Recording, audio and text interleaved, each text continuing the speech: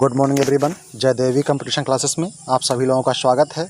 तो आज है 22 सितंबर 2021 से डेली करंट अफेयर क्लास में जो भी इम्पोर्टेंट क्वेश्चन होंगे हम आपके समक्ष डिस्कस करेंगे और उनके बारे में इम्पोर्टेंट फैक्ट्स भी बताएंगे।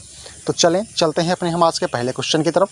क्वेश्चन की तरफ चलने से पहले अगर आप लोगों ने अभी तक हमारे यूट्यूब चैनल को लाइक, शेयर और सब्सक्राइब नहीं किया है तो आप लोग इसे लाइक, शेयर और सब्सक्राइब कर लें और अपने दोस्तों को भी ज़्यादा से ज़्यादा शेयर करें, जिससे हमारा ये सेशन उनको भी उनके लिए भी फ़ायदेमंद साबित हो सके।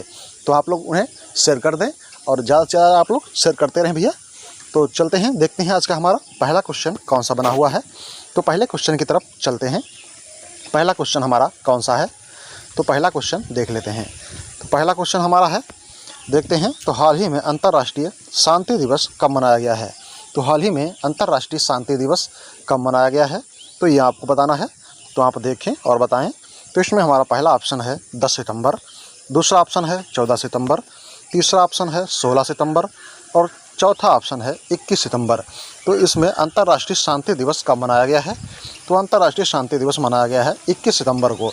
21 सितंबर को अंतर्राष्ट्रीय शांति दिवस मनाया जाता है। तो देख लेते हैं अन्य महत्वपूर्ण दिवस कौन कौन से सितंबर माह में अभी तक मनाए गए हैं, तो इनके बारे में देख लेते हैं। तो पहला हो जाता है सितंबर माह में पहला राष्ट्रीय पोषण दिवस और 1 तारीख को ही गुटनिरपेक्ष दिवस मनाया जाता है। 2 सितंबर को विश्व नारियल दिवस, 5 सितंबर को शिक्षक दिवस और 8 सितंबर को विश्व साक्षरता दिवस मनाया जाता है। 9 सितंबर को हिमालय दिवस और 14 सितंबर को हिंदी दिवस मनाया जाता है। 15 सितंबर को अभियंता दिवस और 16 सितंबर को विश्व ओजोन दिवस और संचायिका दिवस मनाया जाता है। ओके, अगला देख लेते हैं। 16 सितंबर को है विश्व ओजोन दिवस और संचायिका दिवस, 17 सितंबर को विश्वकर्मा जयंती और 20 सितंबर को रेलवे पुलिस बल आरपीएफ की स्थापना दिवस है और 21 सितंबर को विश्व अल्जाइमर दिवस और अंतर्राष्ट्रीय शांति दिवस मनाया जाता है। ठीक है, ओके, चलते हैं अगले क्वेश्चन की तरफ। तो अगला क्वेश्चन हमारा है, हाल ही में जारी आईसीसी महिला बल्लेबाजी रैंकिंग में कौन शीर्ष पर रहा है? तो हाल ही में जारी आईसीसी महिला बल्लेबाजी रैंकिंग में कौन शीर्ष पर रहा है या कौन शीर्ष पर रही हैं? तो ये मिताली राज हैं या फिर स्मृति मंधाना है या फिर एनी सेंटरवेट हैं या फिर इनमें से कोई नहीं। तो इसमें से हमारा ऑप्शन नंबर कौन सा ही हो जाएगा, तो ये आपको बताना है। हाल ही में जारी आईसीसी महिला बल्लेबाजी रैंकिंग में कौन शीर्ष पर रही हैं? तो इसमें ऑप्शन हमारा एक सही है, मिताली राज आईसीसी महिला बल्लेबाजी रैंकिंग में शीर्ष पर रही हैं। तो देख लेते हैं, ये है मिताली राज, ये बल्लेबाजी रैंकिंग में शीर्ष पर रही हैं मिताली राज जी। ओके, अगला क्वेश्चन है, हाल ही में आपदा जोखिम न्यूनीकरण एवं प्रबंधन के क्षेत्र में सहयोग के लिए भारत और किस देश के बीच समझौता हुआ है? तो हाल ही में आपदा जोखिम न्यूनीकरण एवं प्रबंधन के क्षेत्र में सहयोग के लिए भारत और किस देश के बीच समझौता हुआ है? तो देखते हैं, चीन है या फिर अमेरिका है या फिर इटली है या फिर जापान। तो इसमें से हमारा ऑप्शन नंबर कौन सा ही हो जाता है? तो हाल ही में आपदा जोखिम न्यूनीकरण एवं प्रबंधन के क्षेत्र में सहयोग के लिए भारत और इटली के बीच में ये सहयोग और समझौता हुआ है। ठीक है, भारत और इटली के बीच में। अगला क्वेश्चन है, हाल ही में किस देश ने भारत को 280 मीट्रिक टन हिल्सा मछली निर्यात करने की घोषणा की है? तो हाल ही में किस देश ने भारत को 280 मीट्रिक टन हिल्सा मछली निर्यात करने की घोषणा की है? तो ये नेपाल है या फिर बांग्लादेश है या फिर म्यांमार है या फिर इसमें श्रीलंका है। तो इसमें से ऐसा कौन सा देश है जिसने भारत को हिल्सा मछली निर्यात करने का जो है घोषणा कर दी है? तो कौन सा देश है ये आपको बताना है। तो आप देखें और बताएं कि इसमें हमारा ऑप्शन नंबर कौन सा ही हो जाएगा। तो देखते हैं सबसे पहले इसका जवाब कौन देता है, तो आप देखें और जवाब दें। तो इसमें हमारा ऑप्शन नंबर सही होता है 2, बांग्लादेश। ठीक है, बांग्लादेश ने भारत को 280 मीट्रिक टन हिल्सा मछली निर्यात करने की घोषणा की हुई है। किसने? तो ये है बांग्लादेश। ओके, बांग्लादेश ने ये घोषणा की हुई है। अब देख लेते हैं बांग्लादेश। तो बांग्लादेश की राजधानी है ढाका और यहाँ की मुद्रा है टका और यहाँ की जो प्राइम मिनिस्टर हैं वो कौन है? शेख हसीना। और यहाँ की जो ये एशिया महाद्वीप में है इसकी स्थिति है। ठीक है, तो चलते हैं अगले क्वेश्चन की तरफ, देख लेते हैं अगला क्वेश्चन हमारा कौन सा है। हाल ही में थानू पद्मनाभन का निधन हुआ है, वह कौन थे? तो हाल ही में थानू पद्मनाभन का निधन हुआ है, वह कौन थे? तो आपको बताना है। आप देखें और बताएं कि वे कौन थे। तो इसमें लेखक, साहित्यकार, वैज्ञानिक या फिर फिल्म संपादक। तो इसमें से थानू पद्मनाभन का निधन हुआ है, वे कौन थे?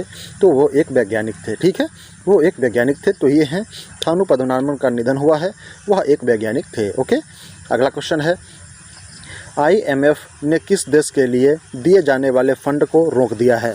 तो हाल ही में IMF ने किस देश को दिए जाने वाले फंड को रोक दिया है? तो ये इराक को, ईरान को या फिर अफ़गानिस्तान को या फिर पाकिस्तान को। तो IMF द्वारा किस देश को फंड देने से इनकार कर दिया गया है? तो ये है अफ़गानिस्तान।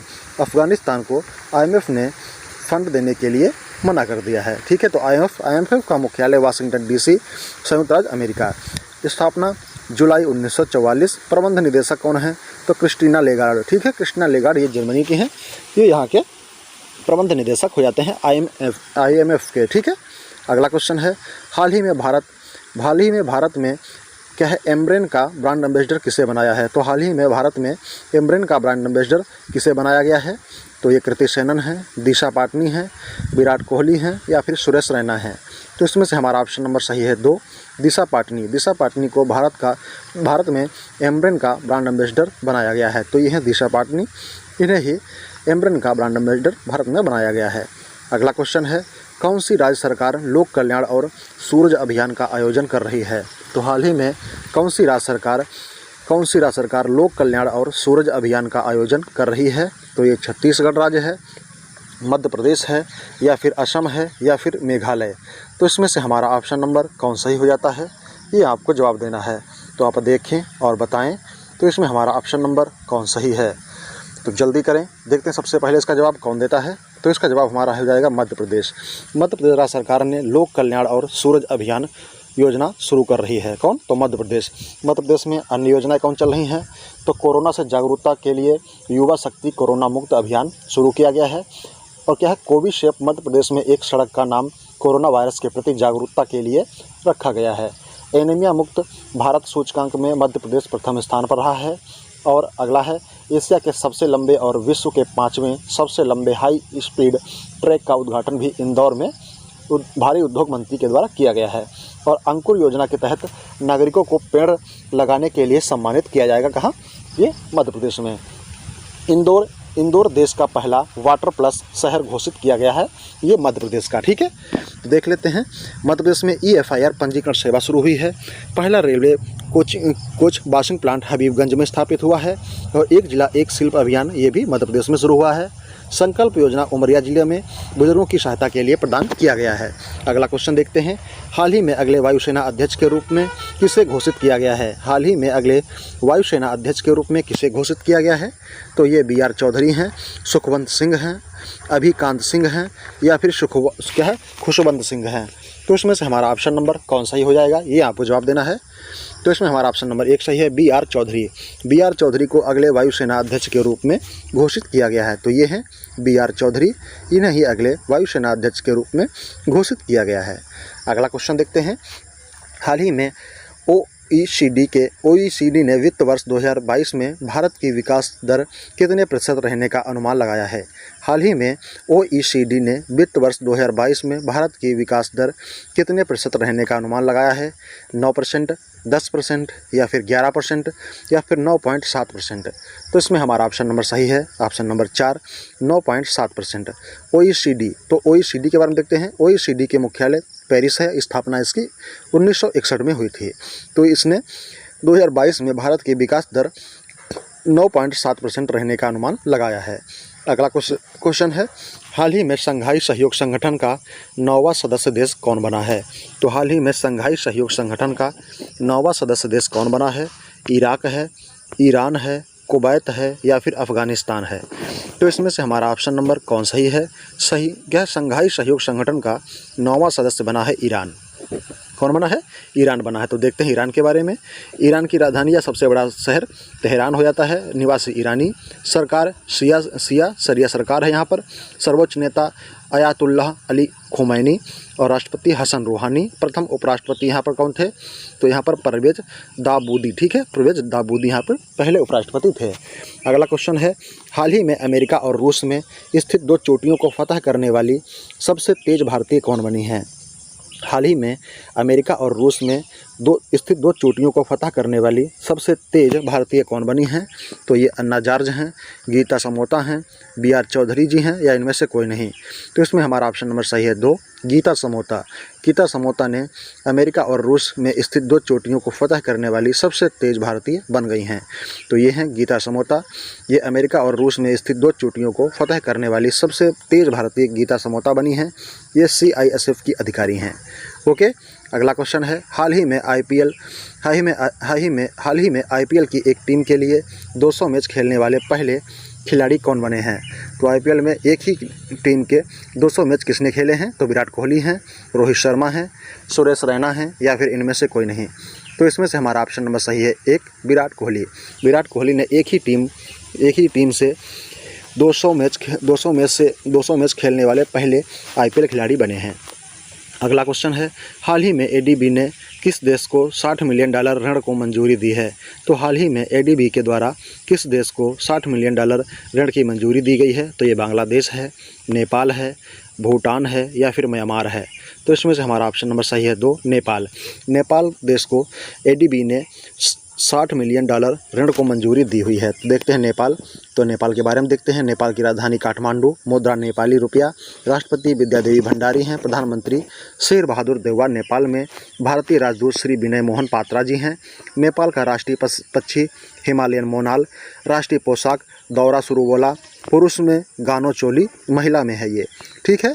अगला देखते हैं इसके ही बारे में। तो देखते हैं यहाँ का राष्ट्रीय फूल कौन सा है? तो क्या है? रोडोड्रोगन है। इसे लाली गुरुंस भी कहते हैं। राष्ट्रीय खेल वॉलीबॉल। प्रांत इसमें 7 हो जाते हैं। सबसे लंबी नदी यहाँ की कर्णाली नदी है। और सबसे ऊंचा पर्वत माउंट एवरेस्ट नेपाल में, इसे सागरमाथा बोलते हैं। भारत और नेपाल के बीच में विवादित क्षेत्र कौन से हैं? तो काला पानी है, लिपुधुरा है, लिपु लेख पास है, ठीक है। अगला देखते हैं, नेपाल से 5 राज्यों की सीमा लगती है भारत के। तो कौन सी है नेता? तो इसकी ट्रिक है नेता उत्तर उत्तर बस पहुँचे। क्या है? नेपाल से 5 राज्यों की सीमा लगती है भारत की। तो इसमें ट्रिक है नेता उत्तर उत्तर बस पहुँच। तो नेपाल से उत्तर प्रदेश लगता है, उत्तराखंड लगता है, बिहार लगता है, और सिक्किम और पश्चिम बंगाल। तो नेपाल से क्या है? 5 राज्यों की सीमा लगती है। कौन कौन से हैं? उत्तर प्रदेश, उत्तराखंड, बिहार, सिक्किम और पश्चिम बंगाल। इनकी कुल लंबाई कितनी होती है? तो भारत और नेपाल की सीमा का कुल लंबाई कितना है? तो 1751 किलोमीटर हो जाता है। अगला देख लेते हैं नेपाल के बारे में ही। तो नेपाल के संस्थापक 25 सितंबर 1768 में पृथ्वी नारायण शाह प्रथम राजा थे। और यहाँ के नेपाल गणतंत्र कब बना? तो 2008 में बना। और वर्तमान में संविधान कब लागू हुआ? तो 2015 में वर्तमान में यहाँ संविधान लागू हुआ। अंतिम राजा ज्ञानेंद्र विक्रम शाह यहाँ के थे। कहाँ के? नेपाल के। देख लेते हैं अगला क्वेश्चन, किस मंत्रालय ने एक पहल ड्राइव अभियान शुरू की है? तो किस मंत्रालय के द्वारा एक पहल ड्राइव अभियान शुरू किया गया है? शिक्षा मंत्रालय, कृषि मंत्रालय, स्वास्थ्य मंत्रालय, या फिर कानून और न्याय मंत्रालय। तो इसमें से हमारा ऑप्शन नंबर सही है 4, कानून और न्याय मंत्रालय। कानून और न्याय मंत्रालय के द्वारा एक पहल ड्राइव अभियान शुरू किया गया है। किसके द्वारा? तो ये कानून मंत्रालय के द्वारा शुरू किया गया है। कानून मंत्री कौन है? तो हमारे यहाँ कानून और न्याय और कानून मंत्री किरण रिजिजू हो जाते हैं। अगला क्वेश्चन है, हाल ही में किस राज्य में अवैध धार्मिक संरचनाओं की रक्षा के लिए एक नया विधेयक पेश किया है? तो हाल ही में किस राज्य में एक अवैध धार्मिक संरचनाओं की रक्षा के लिए एक नया विधेयक किसने पेश किया है? तो उड़ीसा राज्य ने, कर्नाटक राज्य ने, मध्य प्रदेश राज्य ने, या फिर छत्तीसगढ़ राज्य ने। तो इसमें से हमारा ऑप्शन नंबर कौन सही है? तो इसमें हमारा ऑप्शन नंबर सही होता है। ऑप्शन नंबर हमारा कौन सही होता है? कर्नाटक, ठीक है। कर्नाटक राज्य सरकार के द्वारा क्या किया गया है? तो ये किया गया है अवैध धार्मिक संरचनाओं की रक्षा के लिए एक विधेयक पेश किया गया है। तो देखते हैं यहाँ पर और कौन कौन सी योजनाएं चल रही हैं। तो कर्नाटक में बेंगलुरु भारत में पहली बार मेडिकल ड्रोन डिलीवरी का ट्रायल शुरू किया गया। कहाँ? बेंगलुरु में। कहाँ? कर्नाटक, बेंगलुरु में, ठीक है। आयुष्मान भारत कार्यक्रम के तहत स्वास्थ्य एवं कल्याण केंद्र की स्थापना में प्रथम स्थान कर्नाटक का है। और भारत का पहला चंदन संग्रहालय मैसूर में स्थापित किया जाएगा, ठीक है। कहाँ? तो ये कर्नाटक के मैसूर में भारत का पहला चंदन संग्रहालय स्थापित किया जाएगा। और भारत नवाचार सूचकांक में 2020 में कर्नाटक प्रथम स्थान पर रहा। ट्रांसजेंडरों व्यक्तियों के नौकरी के आरक्षण प्रदान करने वाला पहला राज्य कर्नाटक बना है। और कर्नाटक दूसरे खेलो इंडिया यूनिवर्सिटी गेम की मेजबानी करेगा। 2020 शिक्षा नीति को लागू करने वाला भी कर्नाटक पहला राज्य बना है। ठीक है, क्या बना? तो कर्नाटक 2020 की शिक्षा नीति को लागू करने वाला पहला राज्य बना है। कौन? कर्नाटक। कर्नाटक का गठन तो 1 नवंबर 1956 मैसूर राज्य के रूप में। यहाँ के डिस्ट्रिक्ट 31 डिस्ट्रिक्ट हैं यहाँ पर।